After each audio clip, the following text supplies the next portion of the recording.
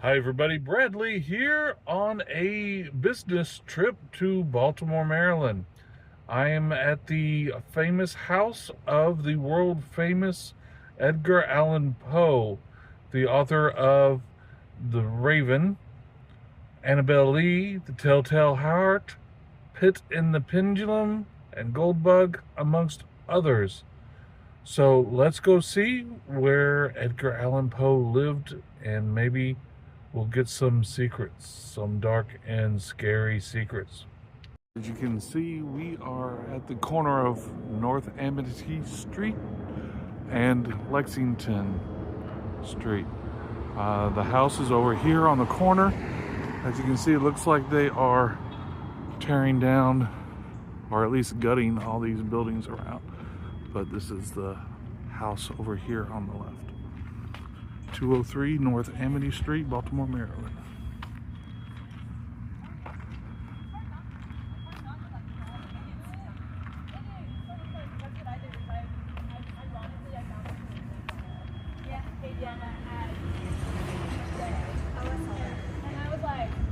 There's one in Philadelphia, and there's us.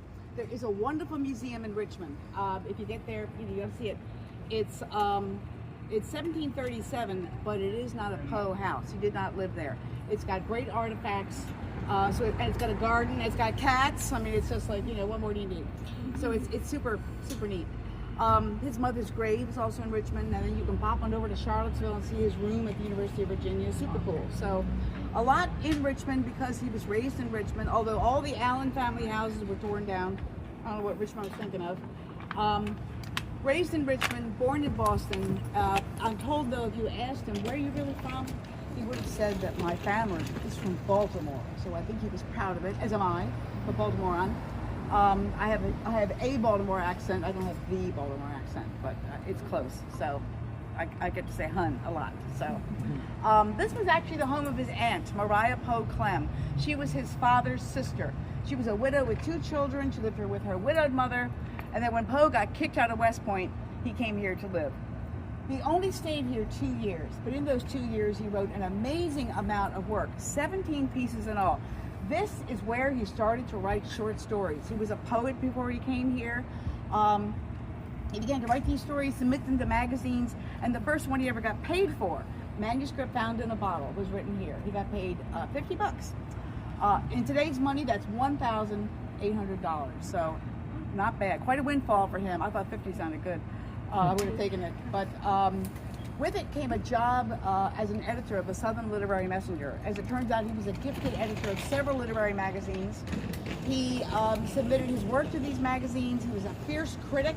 He made a lot of enemies that way. And he was a lecturer. People came to hear him talk. He must have had a very nice speaking voice, and I'm sure he had a lot of charisma. Despite all these avenues of income, he was never really rolling in it. Considering he was the only author at that time that could make a living just by writing. The only one. Everybody else had to have a plan B. They were clerks, they were teachers, I don't know, married somebody wealthy. Poe didn't do any of that. It's funny, he was also cheated out of his copyrights. And when you read his story, you'll go, why didn't this guy catch a break? Well, I guess the break is, we are still talking about him. We're still reading him. We're still teaching him. And as you may know, we named our football team after his most famous work, the Baltimore Ravens. Right. So you get a chance to watch a game, look at the end zone, there's a guy in a bird costume. His name is Poe. So when we get to the visitor center, we're going to put it open. So you walked into the gift shop, or museum store, as you like to say sometimes. These are all these info panels I was telling you about. So, like I said, you if you did not get a guidebook, no worries. Yes.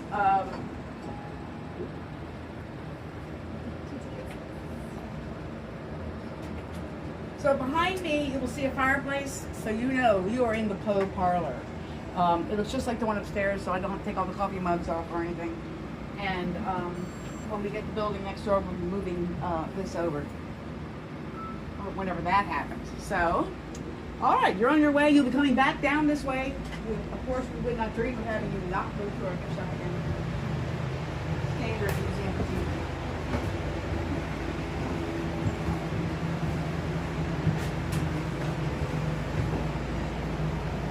our cozy eat-in kitchen.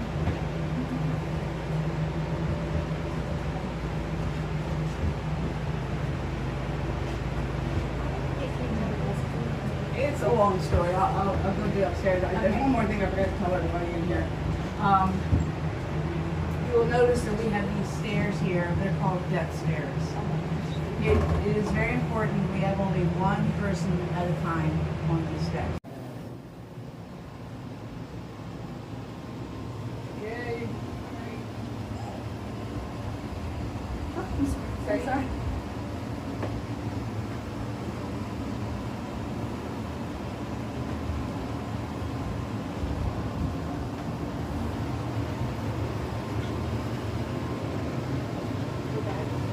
Thank you. You would like if you have a big party like this one. I'm reading this right now. Yes. It's in the boxing. So, and you look at the timeline downstairs, you'll see that you walk from here to DC and back on the same day. So, oh my goodness. It's only 45 minutes by car. So.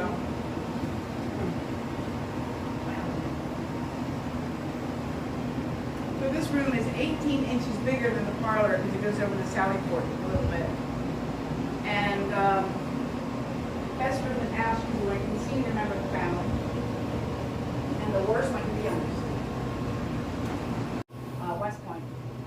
He finally got there and discovered it was nothing like the Virginia militia. It was like he just suddenly joined a monastery.